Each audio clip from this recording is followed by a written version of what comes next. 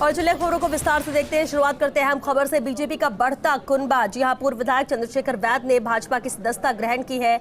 पूर्व विधायक नंदलाल पुनिया ने भी भाजपा की सदस्यता ग्रहण की। इसके अलावा पूर्व महापौर ज्योति खंडेलवाल ने भी भाजपा की सदस्यता ग्रहण की है। हरि सिंह सहारण ने भाजपा ज्वाइन की है। सावरमल महरिया ने भी भाजपा की सदस्यता ग्रहण की। इसके अलावा केसर सिंह शेखावत ने भी भाजपा की सदस्यता ग्रहण की। भीम सिंह बीका ने भी भाजपा में शामिल हुए हैं। विद्याधर नगर के जयपाल सिंह, धर्मेंद्र सिंह, सोमेन चौहान, विष्णु प्रताप, रवि जिंदल समेत अन्य ने भी आज भाजपा की सदस्यता ग्रहण की। रविंद्र सिंह भाटी ने ग्रहण की भाजपा की सदस्यता। सीपी जोशी, अरुण सिंह, राजेंद्र राठौर और रामचरण बोहरा ने इन्हें सदस्यता दिलाई। तो लगातार भारतीय जनता पार्टी का कुनबा बढ़ रहा है। जिस तरह से शामिल हो रहे हैं लोग बीजेपी में, वो भी बड़े चेहरे।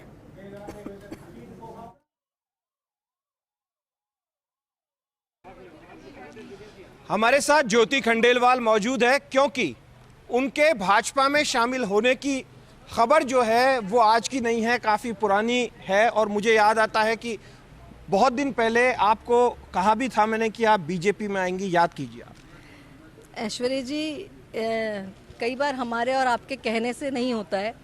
जब राधा गोविंद की कृपा होती है, ईश्वर की कृपा होती है, सही समय आता है, तब उस हिसाब से शायद सब कुछ अपने आप बैठ जाता है। शुरुआती दौर में चर्चा चली थी बीजेपी में, जब मैंने कहा था कि आपकी चर्चा चली थी, आपकी किस नेता से बात हुई थी? देखिए, मेरी कोई बात नहीं हुई थी उस समय से ऐश्वर्या जी। आप भी जानते हैं इस बात को। सही आपने कहा कि मेरे पास वहाँ से बात आ रही है, तब भी मैंने कहा था कि नहीं, मैं कांग्रेस पार्टी में काम कर रही हूँ और काम करती रहूँगी।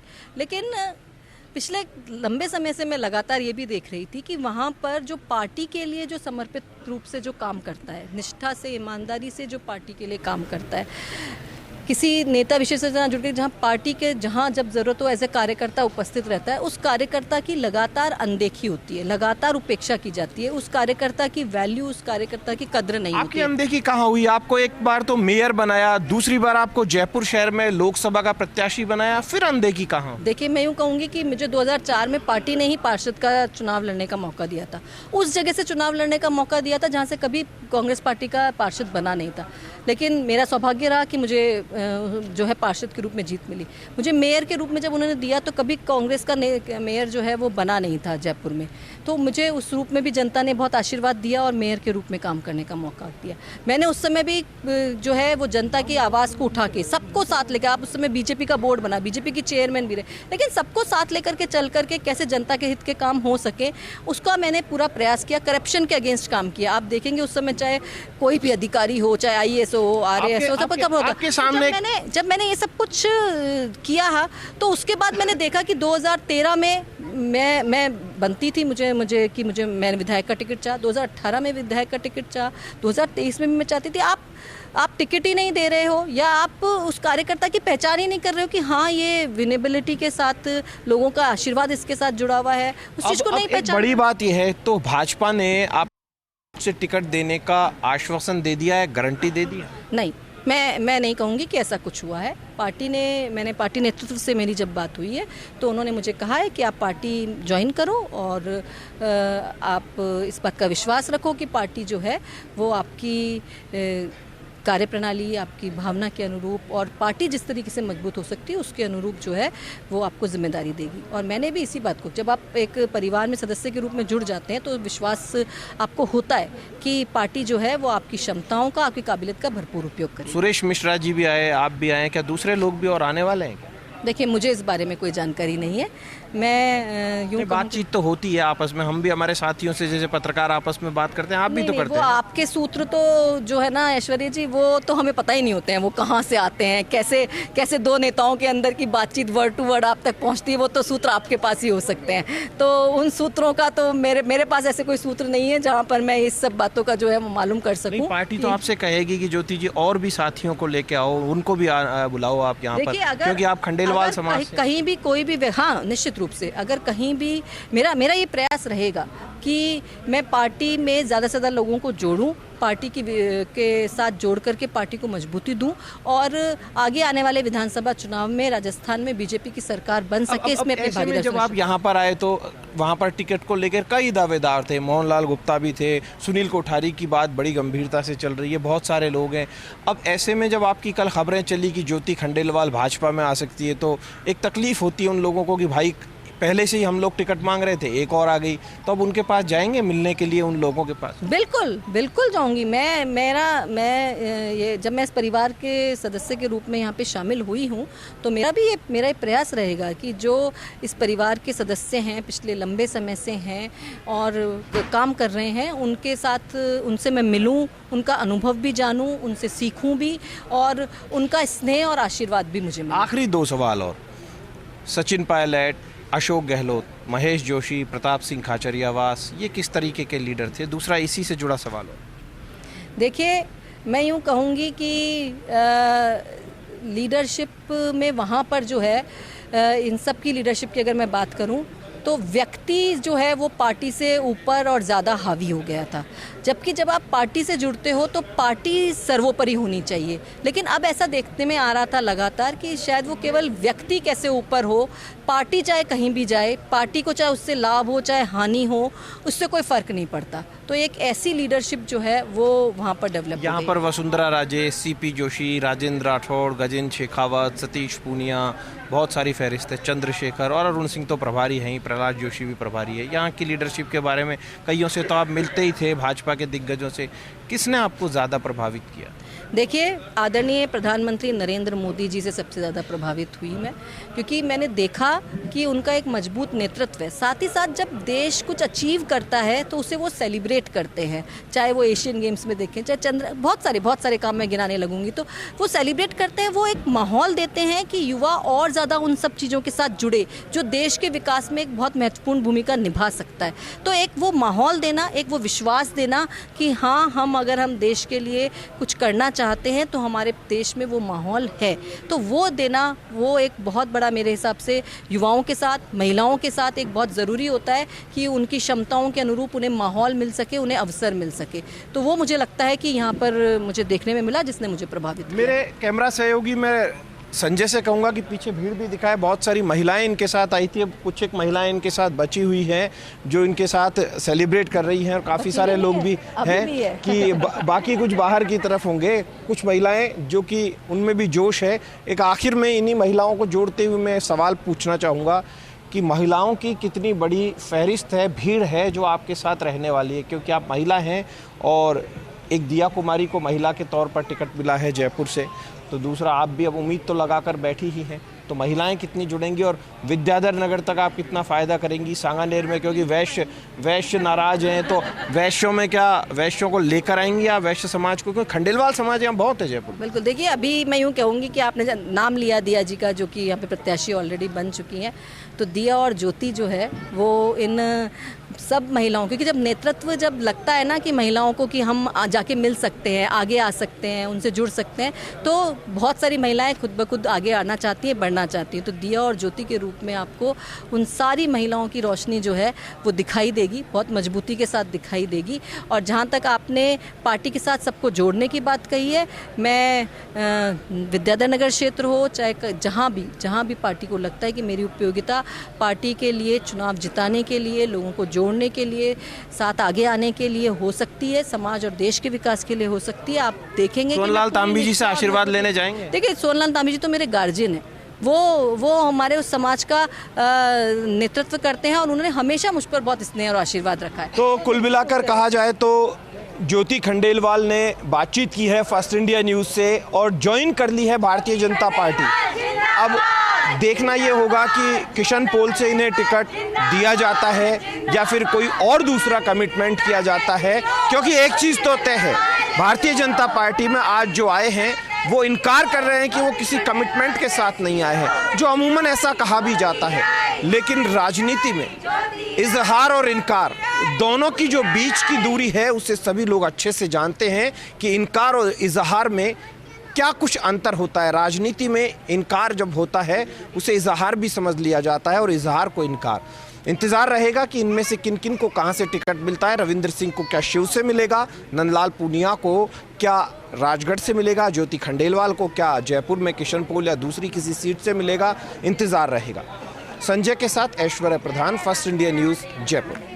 देखिए, भारतीय जनता पार्टी में अभी तक देखेंगे तो एक लंबी श्रृंखला है और आज का दिन तो आज का दिन तो बहुत ही शुभ है कि आज जो बहुत लोकप्रिय विधायक रहे, दो लोकप्रिय विधायक, वह CS वैद भी ज्वाइन किए और नंदलाल पूनिया ज्वाइन किए। उसी के साथ ये जयपुर में के मेयर में सीधे चुनाव में से जीती हुई ज्योति खंडेलवाल और पिछला 2019 के चुनाव में सबको मालूम है कांग्रेस से प्रत्याशी रही और ओरा जी हमारे सांसद जी और दोनों मिल करके इन्होंने ज्वाइन कराया। पार्टी अवश्य रूप से मजबूत हुई है और सबके मन में यही एक संकल्प है कि राजस्थान खुशहाल बने। गहलोत जी ने जिस प्रकार से यहाँ पे महिला अत्याचार को रोक नहीं पाए, निरंतर बढ़ता रहा। पेपर लीक, 17 बार पेपर लीक। अब एक दो बात समझ में आता है, 17 बार पेपर लीक और पेपर लीक के बाद बड़े मगरमच्छों को नहीं पकड़ना। किसान का कर्जा माफ नहीं किया, 19,000 से अधिक किसानों की ज़मीन नीलाम हुई और प्रदेश को बिल्कुल डुबोने का काम किया। सबके मन में यह है कि जैसा मैंने कहा कि राजस्थान में खुशहाली के लिए भाजपा के सरकार बननी चाहिए। ऐतिहासिक एक बड़ा सवाल है यहाँ पर। रविंदर सिंह की शिव को लेकर चर्चा चलती है, ज्योति खंडेलवाल को लेकर किशनपोल की चर्चा चलती है, नंदलाल वैद को लेकर चर्चा चलती है और राजगढ़ से और दूसरों को लेकर क्या इनको श्योरिटी की? चर्चा तो चलनी चाहिए। चर्चा तो हमारे बहुत सारे कार्यकर्ता हैं, उनके नामों की चर्चा चलती है, चर्चा चलनी चाहिए, चर्चा में कोई दिक्कत नहीं है।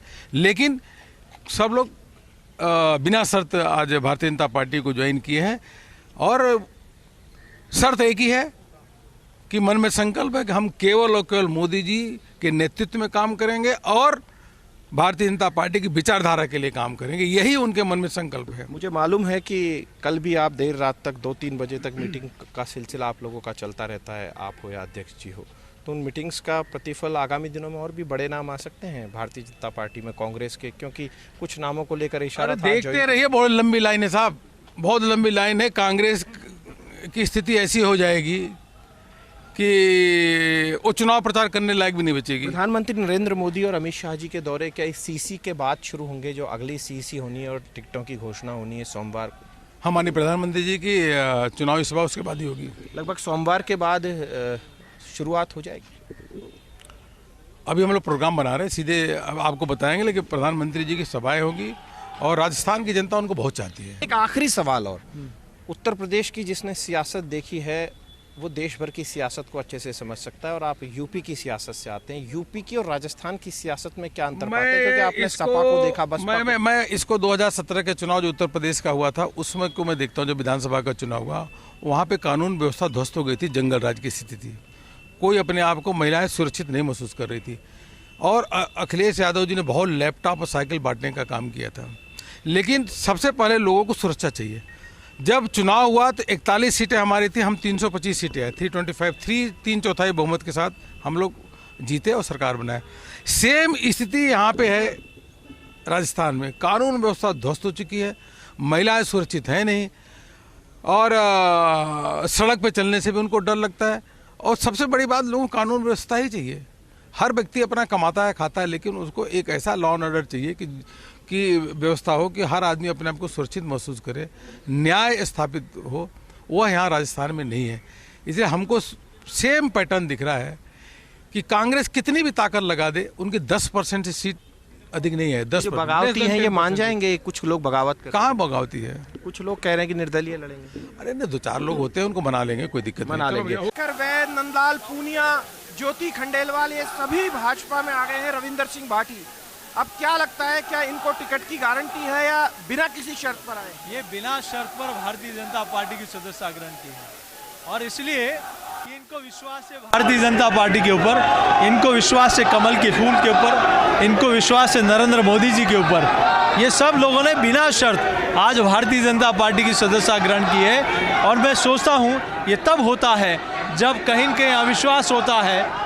जहाँ थे और जहाँ विश्वास है भारतीय जनता पार्टी में, पार्टी और नेतृत्व पर, वहाँ आज सब लोग आ जाए। मानकर चला जाए कि आगामी दिनों में और भी कई चेहरे आ सकते हैं, कांग्रेस के बड़े चेहरे। देखिए, कई लोगों का ये तब होता है जब कहीं कहीं डूबते जहाज में कोई नहीं बैठना चाहता, और सब लोग चाहते हैं कि राजस्थान प्रगतिशील बने, दिव्यमान बने, गतिमान बने।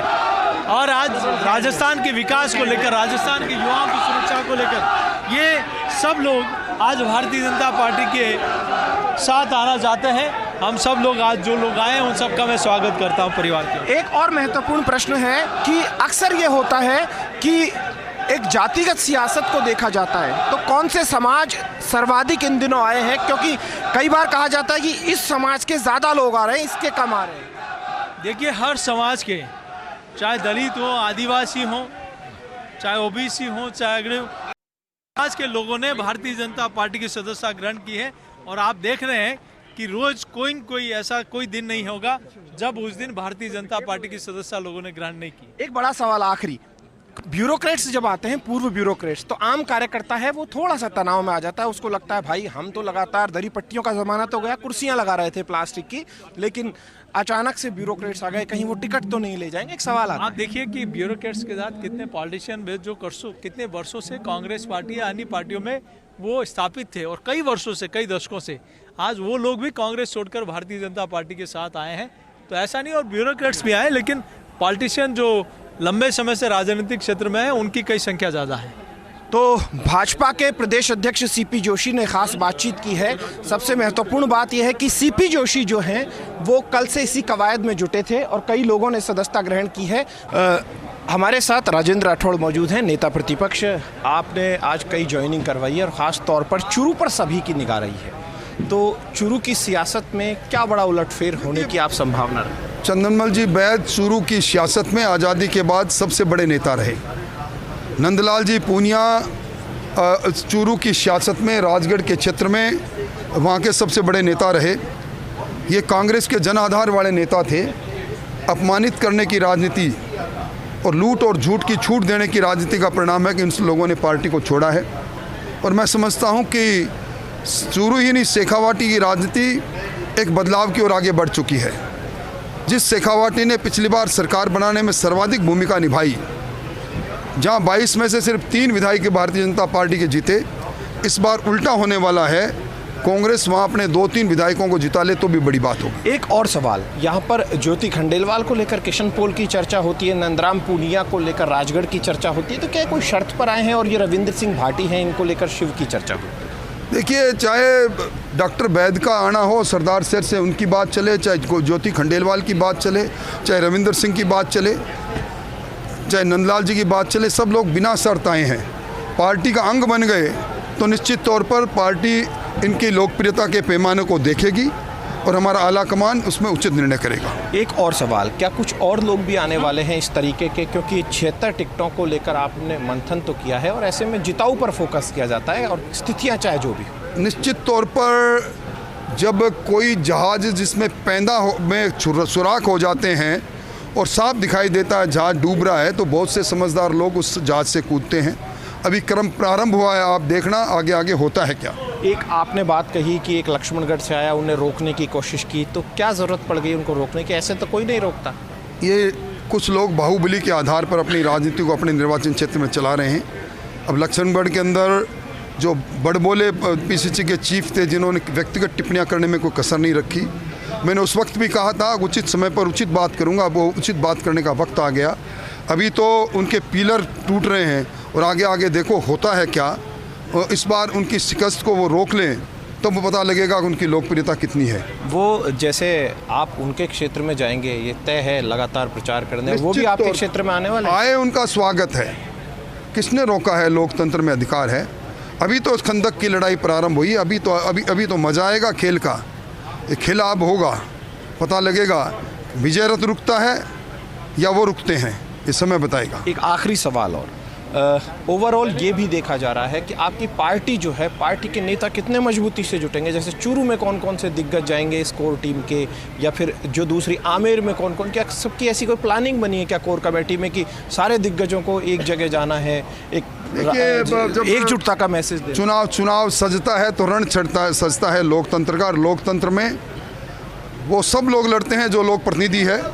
हमारी पार्टी में हमारे बूथ के नेता से लेकर हमारे प्रदेश अध्यक्ष तक हम सब लोग कार्यकर्ता है। हर कार्यकर्ता इस रण में जूझेगा और इसको इनको परास्त करेगा। काउंटडाउन शुरू हो गया है टिकटॉक का? निश्चित तौर पर काउंटडाउन शुरू हो गया और निश्चित तौर पर समय पर सारी बातें सामने। सोमवार को सीसी की बैठक के बाद लिस्ट आने वाली है। अभी मैं नहीं कह सकता मैं आधिकारिक तौर पर मैं समझता हूं कि अब जब रण सज गया है तो योद्धा मैदान में उतरते हैं। लेकिन एक इंतजार तो रहता ही है लोगों को कि भाई टिकट कब जारी हुई। निश्चित तौर पर निश्चित समय पर हो जाएगी। तो नेता प्रतिपक्ष राजेंद्र राठौड़ ने खास बातचीत की है हमसे। हम और भी कुछ लीडर्स से यहाँ पर बातचीत करेंगे।